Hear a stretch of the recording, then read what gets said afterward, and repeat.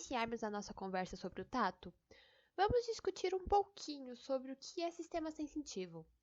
Podemos definir sensibilidade como sendo a capacidade de detectar e processar informações sensoriais, que é gerada por um estímulo proveniente do ambiente interno ou externo do corpo.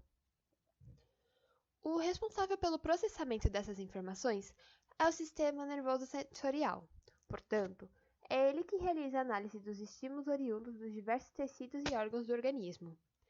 As informações sensoriais são usadas para atender 4 grandes funções: a percepção e interpretação, o controle do movimento, a regulação de funções de órgãos internos e a manutenção de consciência. Para que os estímulos sejam percebidos e transformados em respostas apropriadas, é necessária a ativação dos receptores sensoriais, como veremos mais à frente. O processo de conversão, chamado de transdução sensorial, é uma das principais etapas da percepção dos diversos tipos de sensibilidade. Após a transdução e a geração do potencial receptor, a informação é transmitida ao sistema nervoso central por vias sensoriais, onde é convertida por uma sensação e interpretado pelos centros cerebrais superiores. Sem esse sistema, não poderemos sentir a vida que nos cerca, o cheiro, o sabor e até mesmo a textura de todos os objetos.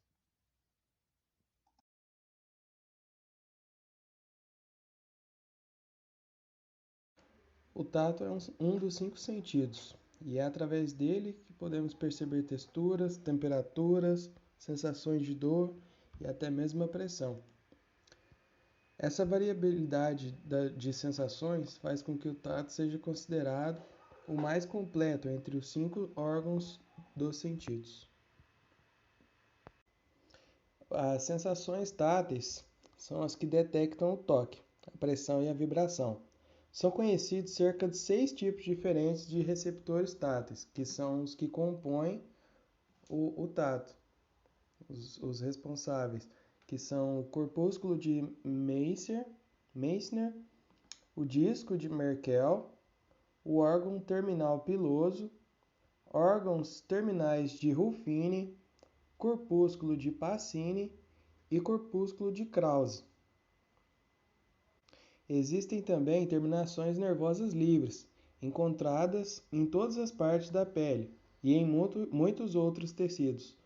Tais sensores são sensíveis aos estímulos mecânicos, térmicos e especialmente aos dolorosos, e são formados por um axônio ramificado, envolvido por célula de Schwann.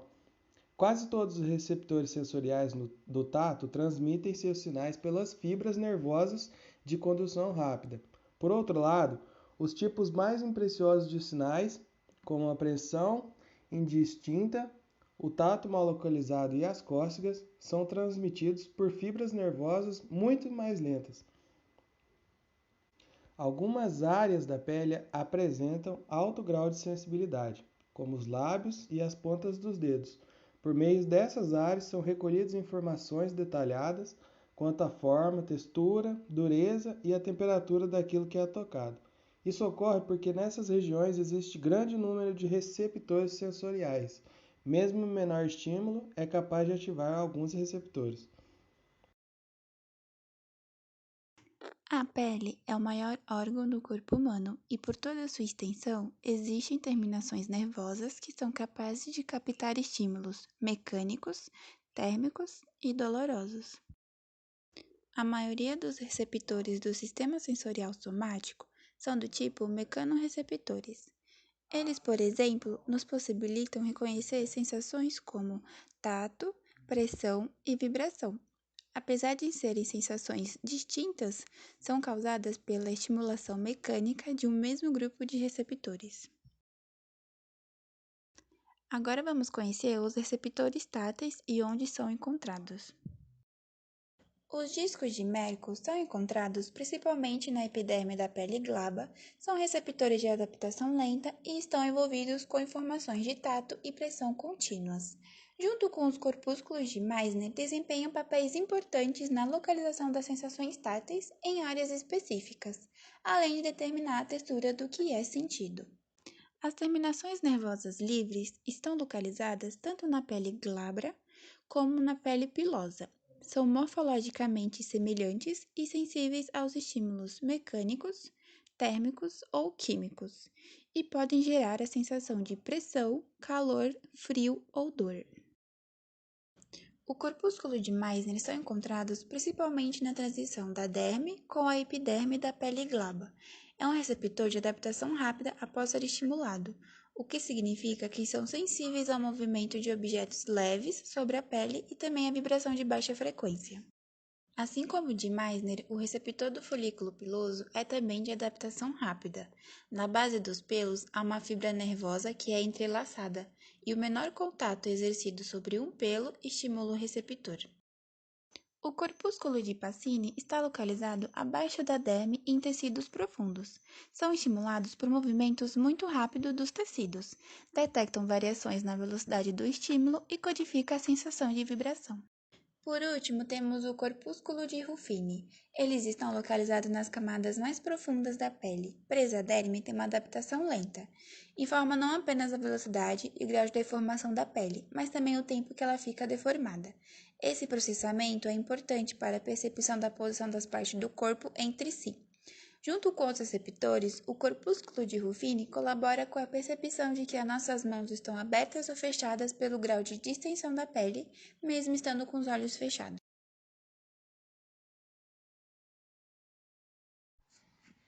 Vou falar um pouquinho sobre o termorreceptores, que são receptores de adaptação lenta que detectam a temperatura da pele. Os dois tipos são os receptores de frio e os receptores de calor. Cada tipo de receptor funciona em uma ampla faixa de temperatura, com alguns se sobrepondo na faixa de temperatura moderadas. Por exemplo, aos 36 graus, os dois tipos de receptores estão ativos. Devido a essa sobreposição, o corpo humano tem dificuldade em referenciar temperatura com exatidão. Por exemplo, sem a ajuda de um termômetro, me diga qual a temperatura exata do ambiente neste momento. Dificilmente você irá acertar, visto que os eixos dos receptores que percebem temperaturas estão sobrepostos. Ou seja, a sensação térmica percebida é proveniente da estimulação de receptores sensíveis para diferenciar quantidade de calor. Não há receptores para o frio absoluto. Reconhecemos a sensação de calor e frio em função do modo como os receptores térmicos respondem. Esses receptores são terminações nervosas e livres e detectam variações térmicas muito pequenas. Nociceptores. A dor é uma sensação desagradável, a qual é um componente essencial do sistema de defesa do organismo, que fornece um rápido aviso ao sistema nervoso para iniciar uma resposta motora e minimizar o prejuízo físico. Entre dor e nocicepção, onde a nocicepção se refere aos sinais que chegam ao sistema nervoso central, resultante da ativação dos receptores sensoriais especializados, chamados nociceptores, que fornecem informações sobre a lesão tecidual. Consequentemente, a dor é uma experiência emocional desagradável que geralmente acompanha a nocicepção, especializados na captação de estímulos dolorosos. Todos nós provavelmente experimentamos que a dor pode ser provocada por estímulos térmicos, mecânicos e químicos, o qual produz ferimento tecidual. Várias possibilidades podem explicar como estes diferentes estímulos resultariam na sensação de dor. Uma possibilidade é que os nociceptores individuais são sensíveis a todos esses estímulos diferentes. A outra é que existem vários tipos diferentes de nociceptores e cada um são sensíveis a um estímulo específico. O estímulo que causa ferimento tecidual pode ativar, direta ou indiretamente, a região de transdução sensorial dos nociceptores. Por exemplo, um nociceptor pode conter receptor molecular sensível ao calor da membrana plasmática, que responde diretamente a um estímulo de calor prejudicial, ou, contrariamente, a lesão tecidual com o estímulo que pode resultar na produção de um fator que, por sua vez, ativa o nociceptor. Outra possibilidade é que, devido ao ferimento tecidual, torne-se inflamado e um fator intrínseco que ativa o nociceptor entre na região machucada. A caixa de evento perireceptor permite a produção, durante o ferimento tecidual, de fatores que podem ativar ou modular o nociceptor. Os intensos estímulos nocivos frequentemente conduzem a um aumento na resposta a estímulos dolorosos subsequentes. Controle.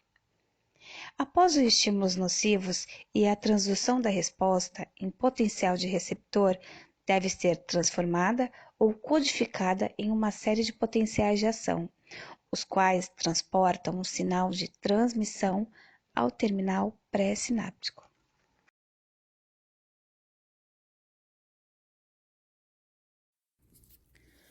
Todas as vias sensitivas possuem elementos em comum.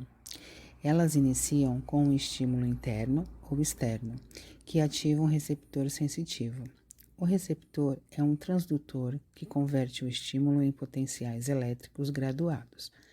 Se os potenciais graduados atingem o limiar, eles passam a formar potenciais de ação, que é transportado do receptor pelo prolongamento axônico do receptor. A fibra aferente primária do neurônio sensitivo primário até o sistema nervoso central. Os sinais são integrados.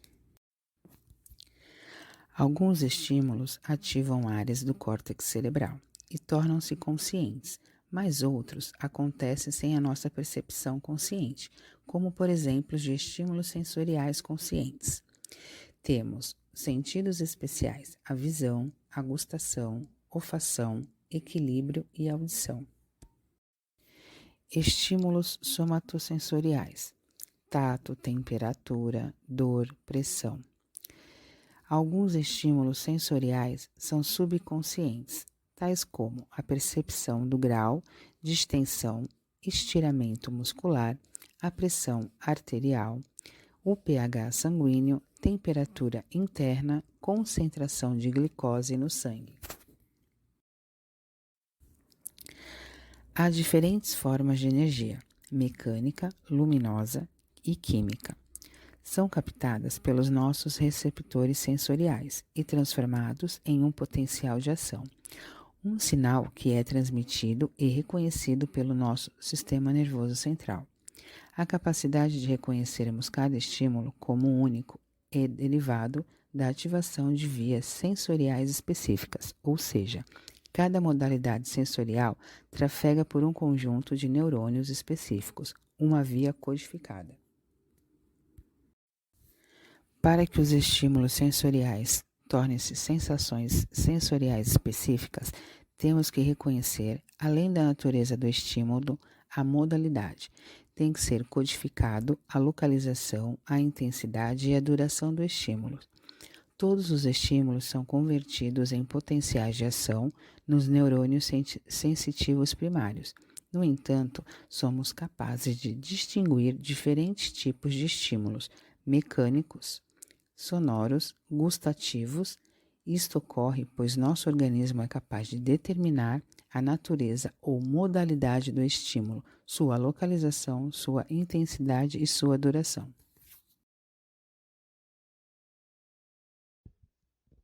Para finalizar, falarei sobre algumas patologias que tendem a estar relacionadas ao tato.